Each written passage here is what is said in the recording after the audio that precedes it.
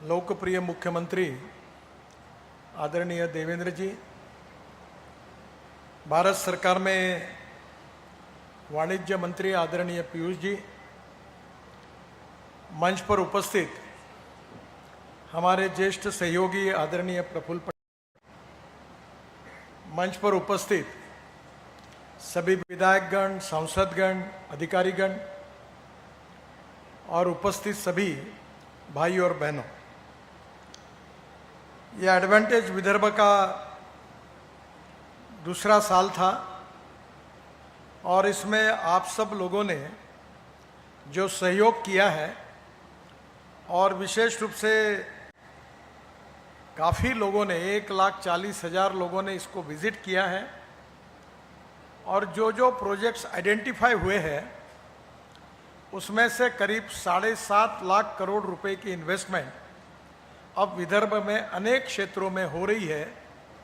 इस अभूतपूर्व सफलता के लिए मैं आप सबका हृदय से बहुत बहुत अभिनंदन करता हूं, आपको धन्यवाद देता हूं। एक समय विदर्भ का इतिहास ऐसा था कि विदर्भ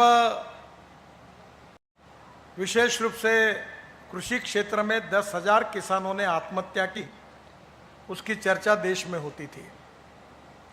उसके पहले मेड़घाट में मैल न्यूट्रिशन से 2,500 बच्चों की मृत्यु हुई थी कुपोषण से, उसकी चर्चा होती थी। गढ़चिरौली जिले में जो नक्सल कैपिटल के रूप में अनेक घटनाएं होती थी, उसकी चर्चा होती थी। पर आज परिस्थिति में काफ़ी बड़ा बदलाव आया है। मैं विशेष रूप से महाराष्ट्र के मुख्यमंत्री देवेंद्र जी को धन्यवाद दूंगा कि वो गढ़चिरौली जिले के पालक मंत्री की जिम्मेदारी तो उन्होंने ली, पर महाराष्ट्र सरकार ने गढ़चिरौली जिले के औद्योगिक विकास के लिए जो पहल की है उसके फल अब मिलना शुरू हुआ है। ये हम सब के लिए बहुत खुशी की बात है। एक समय 1980 से मैं राजनीति में हूँ और 95 के चुनाव में गढ़चिरौली के हर गांव में, जिले में, तहसील प्लेस में, हर गांव में टूर करता था और जब विशेष रूप से सुरजागढ़, अहेरी, सिरोंचा, उसके इंटीरियर पार्ट में जाता था तो हेलीकॉप्टर से उतरने के बाद 3 पुलिस कवर करके स्टेज तक ले जाते थे और जब भाषण होता था तो कार्यकर्ता आग्रह करते थे कि चाय पी के जाओ, तो एसपी आके मुझे बोलता था, साहब हाथ जोड़ता हूँ, जल्दी हवाई आप हेलीकॉप्टर में बैठो, हम बहुत टेंशन में हैं। ऐसी स्थिति वहाँ थी और आज मुझे खुशी है कि गढ़चिरौली जिले की तस्वीर बदल गई। करीब 2,000 करोड़ रुपए खर्चा करके राष्ट्रीय महामार्ग बने, रेलवे का कार्य जोरों से शुरू है, गोंडवाना यूनिवर्सिटी की स्थापना हुई और विशेष रूप से अब एयरपोर्ट भी बन रहा है। और सबसे बड़ी बात यह है कि महाराष्ट्र का 80% फॉरेस्ट विदर्भ में है और 75% मिनरल्स भी विदर्भ में है। जो कल सबसे बड़े इस समय की उपलब्धि यह है कि गढ़चिरौली जिले में जो आयरन ओर है उसकी ग्रेड 65 है और जो झारखंड में सबसे बेस्ट आयरन ओर है उसकी ग्रेड 55 है। कल जब मैं सज्जन जिंदल जी से परसों बात कर रहा था तब मैंने उनको कहा कि देश का सबसे अच्छा आयरन ओर गढ़चिरौली में है, तो उन्होंने मुझे कहा, नितिन जी आप गलती कर रहे हो, केवल देश का नहीं तो विश्व का सबसे अच्छा आयरन ओर अगर कोई है तो गढ़चिरौली में है। और उन्होंने अपने तरफ से 3.5 लाख करोड़ रुपए की इन्वेस्टमेंट गढ़चिरौली जिले में घोषित की है। अब आयरन ओर से 70 से 80 प्रकार की बड़ी बड़ी स्टील इंडस्ट्रीज गढ़चिरौली जिले में और नागपुर विभाग में, चंद्रपुर में, यहाँ सब जगह शुरू हो रही है। मुझे बहुत खुशी है कि महाराष्ट्र में कुछ दिन पहले मैंने कहा था कि वो दिन अब दूर नहीं है कि महाराष्ट्र को सबसे ज़्यादा रेवेन्यू देने वाला जिला गढ़चिरौली होगा और आज वो स्थिति बदल रही है और जो 10,000 लोगों को रोजगार मिला है उसमें से जो नक्सलाइट मूवमेंट में काम कर रहे थे, ऐसे 4000 से ज़्यादा युवक और महिलाएं वापस आए हैं। अब वो कोई ड्राइविंग कर रहा है, कोई अलग अलग प्रकार के इंडस्ट्री में काम कर रहा है, और वो एक सोशो इकोनॉमिक प्रॉब्लम जो गरीबी, भूखमरी और बेरोजगारी था, वो भी रिजॉल्व हुआ है। वहाँ की महिलाओं का रेडीमेड गारमेंट का काम जोरों में चल रहा है। वहाँ ITI, स्किल डेवलपमेंट जैसी बातें शुरू हुई है। और गढ़चिरौली जिले की ये विकास में जिन्होंने अहम भूमिका अदा की, वैसे हमारे मुख्यमंत्री देवेंद्र जी का मैं विशेष रूप से इस सफलता के लिए बहुत बहुत अभिनंदन करता हूं, उनको धन्यवाद देता हूं। मैंने अपने शुरुआत के भाषण में प्रभाकरन जी और उनके सहयोगियों को भी, और अब काफ़ी बड़ी इंडस्ट्रीज वहाँ जा रही है, कानून और व्यवस्था अच्छी है।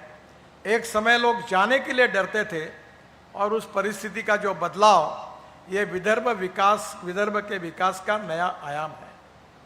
मुझे और एक बात की खुशी है कि विदर्भ में हमारे मिहान प्रकल्प में IT सेक्टर में जब इसकी शुरुआत हुई तो काफ़ी लोगों ने इसको विरोध भी किया था, और आज मिहान में हमने 1 लाख का आंकड़ा पूरा हुआ है, और उसमें SCL, TCS, tech Mahindra, Infosys, ये बड़ी कंपनियां तो है, पर टाल जो कंपनी है उनमें एयरबस और बोइंग के 1200 पार्ट्स तैयार होते हैं।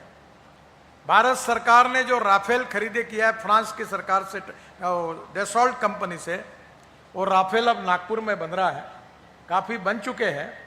और इसके बाद उन्हीं का डोसाल्ट का फॉल्कन जेट 11 और 13 सीटर का कंप्लीट जेट नागपुर में बनने जा रहा है।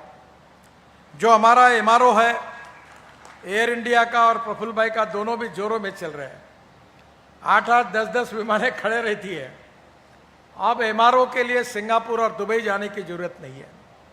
अभी एक 10 दिन पहले भारत सरकार के हमारे MRO के अधिकारी और बोइंग कंपनी के अधिकारी मेरे पास आए थे, और भारत में जो पैसेंजर प्लेन है उसका कन्वर्शन वो अभी गुड्स प्लेन में कर रहे हैं, और इसका भी बोइंग का बड़ा काम हमारे नागपुर के एयर इंडिया के ये MRO में शुरू हो रहा है। ये भी बहुत खुशी की बात है, जिसके कारण ये एविएशन का हब बनने जा रहा है। हमारा इंटरनेशनल एयरपोर्ट का भी काम शुरू हुआ है, और उसके साथ साथ मिहान में अनेक प्रकार के स्पेशल इकोनॉमिक जोन में अनेक कंपनीज आ रही है। 1 लाख लोगों को डायरेक्ट रोजगार मिला है, और मेरा विश्वास है कि आने वाले समय में इस 3 साल में 3 लाख से ज़्यादा रोजगार विदर्भ में निश्चित रूप से डायरेक्ट रोजगार उपलब्ध होंगे, ये मेरा विश्वास है। विदर्भ में रोजगार उपलब्ध हो, विदर्भ का ग्रोथ रेट बढ़े, और उसमें इंडस्ट्री और मैन्युफैक्चरिंग सेक्टर के साथ एग्रीकल्चर में भी विकास हो, यही हमारा प्रयास था। मुझे बहुत खुशी है कि मदर डेयरी हमने यहाँ लाई। 5 लाख लीटर दूध अब वो इकट्ठा कर रही है, और आने वाले 3 साल में 50 लाख लीटर का उद्दिष्ट पूरा करके विदर्भ के किसानों को समृद्ध और संपन्न करने का काम हम करेंगे। जो एम्ब्रियो ट्रांसफर 2 लीटर की गाय से 20 लीटर की गाय तैयार होगी, और गोरा नहीं होगा, गोरी होगी। ऐसे 3 सेंटर देश में शुरू हुए हैं। एक सेंटर पहला हमने वेटरनरी यूनिवर्सिटी नागपुर में शुरू हुआ, दूसरा चितई डेयरी सांगली में शुरू हुआ, और एक पवार साहब ने बारामती में शुरू किया है। ये तीनों सेंटर का उद्घाटन करने का सौभाग्य मुझे मिला, और जिसके कारण एक नई क्रांति हमारे यहाँ के कृषि क्षेत्र में होगी, और हर देशी गाय 20 लीटर के दूध के ऊपर की होगी, तो किसान समृद्ध और संपन्न होंगे। हमारे अमरावती जिले में कॉटन के रूप में करीब 22 इंडस्ट्रीज आई है, और 25,000 युवाओं को काम निर्माण हुआ है। यहाँ विशेष रूप से वर्धा में एक नोबल एक्सप्लोजिव था, वो बंद पड़ा था। वसंतराव साठे थे, तो उन्होंने उसकी शुरुआत की थी उस समय। उसके जो IPCA करके कंपनी है, उसके एग्जीक्यूटिव चेयरमैन आदरणीय श्री प्रेमचंद जी गोधा, प्रेमचंद जी है यहाँ, थोड़ा आप खड़े हो जाइए, ये आए हैं, उन्होंने उसको लिया है, और वहाँ अभी वर्ल्ड स्टैंडर्ड की बहुत बड़ी फार्मास्यूटिकल इंडस्ट्री वर्धा जिले में शुरू हो रही है, और जिसमें करीब 2,500 करोड़ रुपए की इन्वेस्टमेंट है, और 500 लोगों को डायरेक्ट रोजगार मिलेगा। और 1000 से 1500 लोगों को इनडायरेक्ट रोजगार मिलेगा। मुझे इसके साथ खुशी यही भी है कि हम केवल नागपुर का नहीं सोच रहे, हमारे विदर्भ के सभी डिस्ट्रिक्ट में जो बैकवर्डनेस है ये कैसे दूर हो और यहाँ के रॉ मटेरियल को कैसे अच्छी कीमत मिले। हमारे यहाँ का कपास, सूत और ग्रे क्लॉथ बांग्लादेश को जाता है और इसलिए हमने ड्राई पोर्ट खोला है सिंधी में, और वो ड्राई पोर्ट में भी अब रेलवे चलना शुरू हुआ है। देवेंद्र जी ने लॉजिस्टिक पार्क के लिए 1200 करोड़ रुपए दिए हैं और NHAI के तरफ से मैंने भी अपने मिनिस्ट्री से 1200 करोड़ से 2400 करोड़ मिले हैं और अब हिंदुस्तान का सबसे बड़ा लॉजिस्टिक हब 0 माइल जो नागपुर है वो अब वर्धा और नागपुर की सीमा पर सिंधी पोर्ट को लगकर निर्माण हो रहा है, और जिसके कारण हम वर्ल्ड की किसी भी दिशा में एक्सपोर्ट और इंपोर्ट अब नागपुर से शुरू हो जाएगा और एक प्रकार से मुंबई का समुंदर अब नागपुर तक आया है।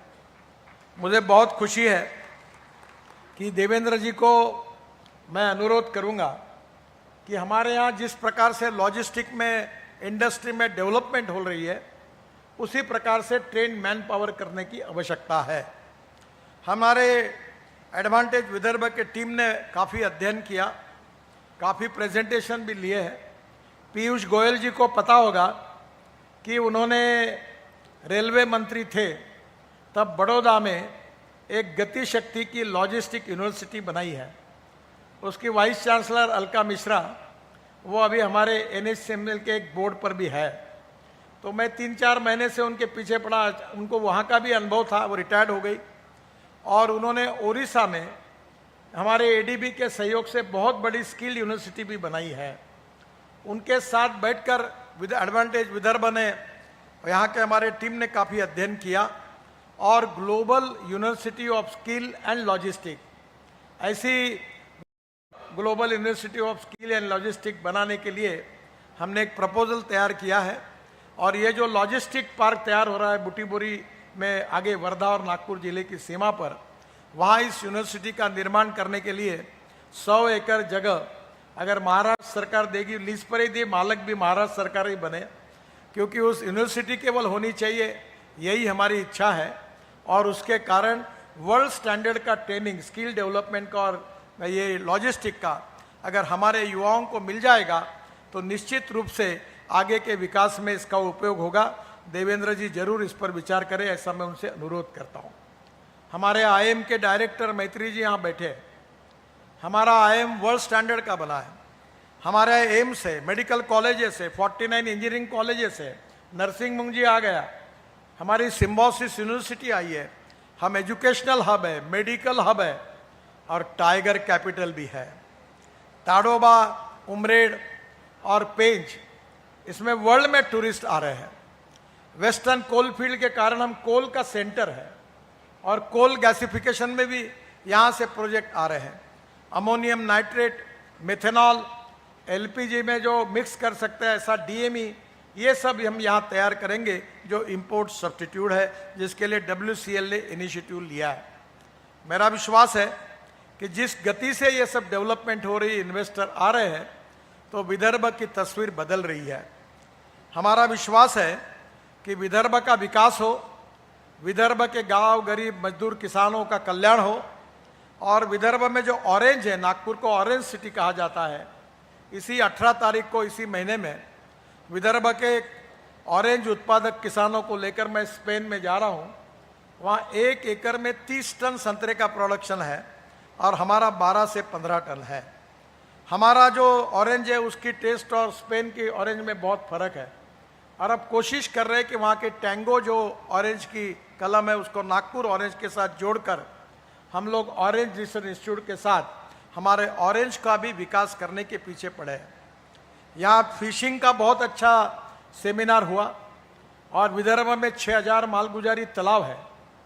वो सपना अभी पूरा नहीं हुआ है कि जो स्वीट वाटर में जो प्रॉन्स होते हैं और सॉल्ट वाटर में प्रॉन्स होते हैं, हमारे समुद्र में जो है वो सॉल्ट वाटर के हैं। हमारे गढ़चिरौली, चंद्रपुर, भंडारा, गोंदिया, नागपुर जिले में मालगुजारी तालाब और हमारे इरिगेशन डैम में हम स्वीट वाटर के प्रॉन्स तैयार करना चाहते हैं, और वो प्रॉन्स अगर तैयार होंगे तो मेरा विश्वास है कि आने वाले समय में यहाँ से फिश और प्रॉन्स को एक्सपोर्ट करने में विदर्भ देश रहेगा, इसके ऊपर भी काम हो रहा है। आज ही यहाँ एक एमओयू साइन हुआ, लंदन के एक उद्योगपति ने 500 करोड़ रुपए की इन्वेस्टमेंट फिशिंग सेक्टर में आज ही यहाँ एमओयू साइन किया है। मेरा विश्वास है कि विदर्भ की जो स्ट्रेंथ है उसका उपयोग करके आने वाले समय में विदर्भ का विकास करने की योजना हमने बनाई है। भंडारा और गोंदिया जिला जो है वो हमारा एक प्रकार से राइस का हब है।